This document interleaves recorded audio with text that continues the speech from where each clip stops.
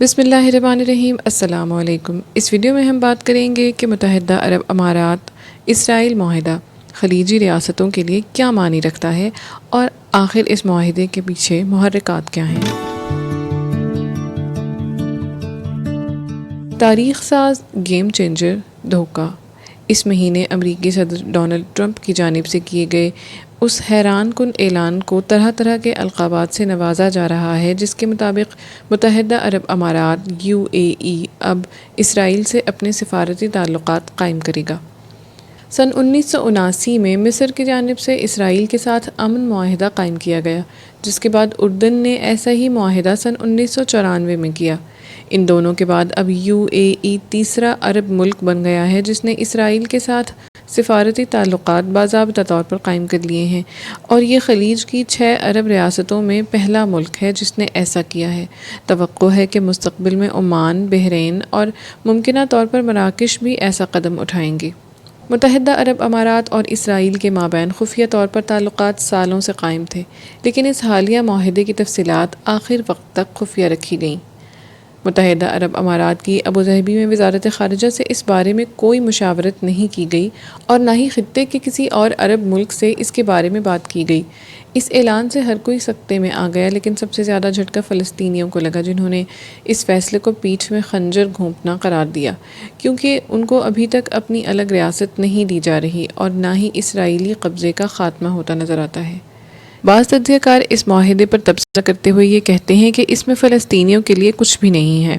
متحدہ عرب امارات کے ولی عہد اور حقیقی طور پر حکمرانی کرنے والے شیخ محمد بن زائد کے لیے یہ معاہدہ ایک جوئے سے کم نہیں ہے، لیکن اس بازی میں ان کی جیت کے امکانات کافی نظر آتے ہیں۔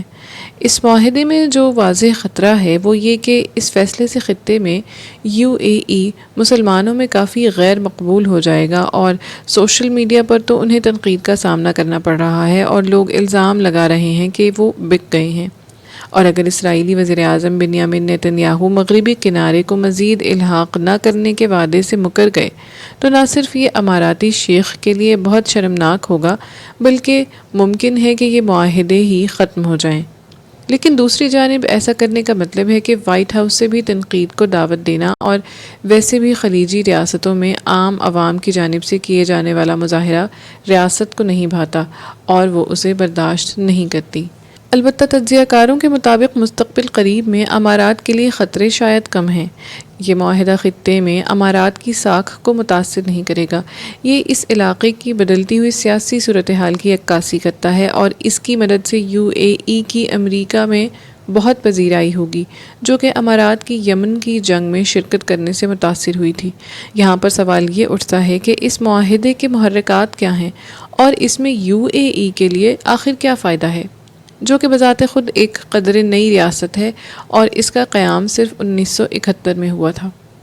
اگر بات مختصر کی جائے تو اس کے 2 جواب ہیں: ٹیکنالوجی اور اسٹریٹجک مفاد۔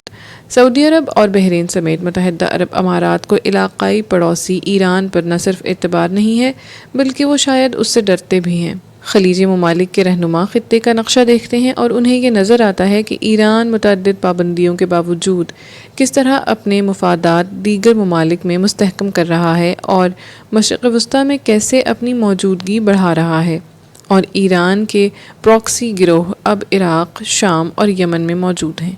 اسرائیل کو بھی اسی نوعیت کے خدشات ہیں، خاص طور پر جب بات ایران کے جوہری پروگرام کی ہو۔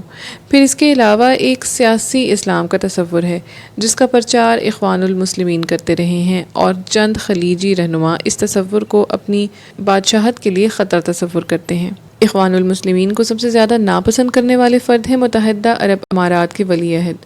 شاید یہی وجہ ہے کہ UAE نے لیبیا میں اخوان کے خلاف لڑنے والی قوتوں کی مدد کی ہے۔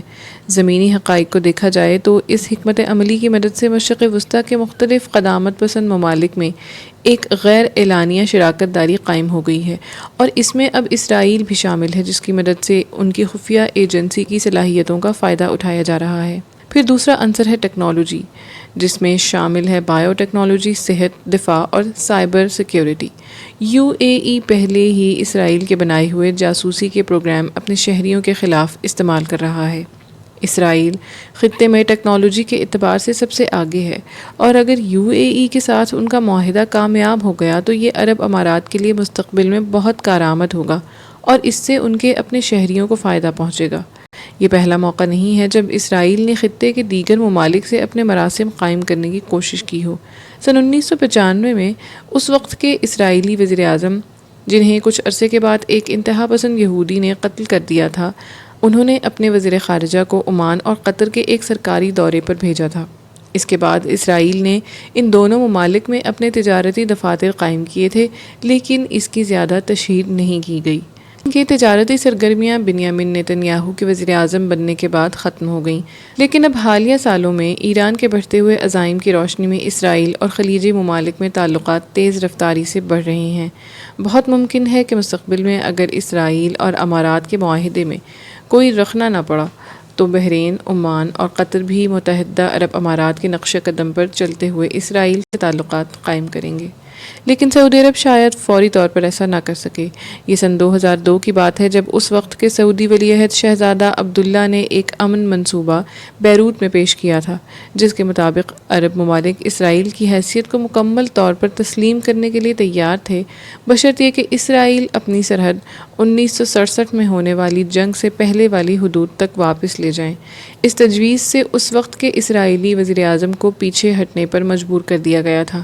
آج مشرق وسطیٰ ایک مختلف جگہ پر ہے، اور جو بات ماضی میں ناقابل یقین لگتی تھی اب حقیقت بن گئی ہے۔ حاضرہ کا یہ پروگرام کرنٹ افیئرز ڈائجسٹ کی ادارتی ٹیم نے تیار کیا ہے۔ آپ اپنی قیمتی آراء سے ہمیں ہمارے سوشل میڈیا لنکس کے ذریعے آگاہ کر سکتے ہیں۔ ہماری کانٹیکٹ ڈیٹیلز ڈسکرپشن باکس میں موجود ہیں۔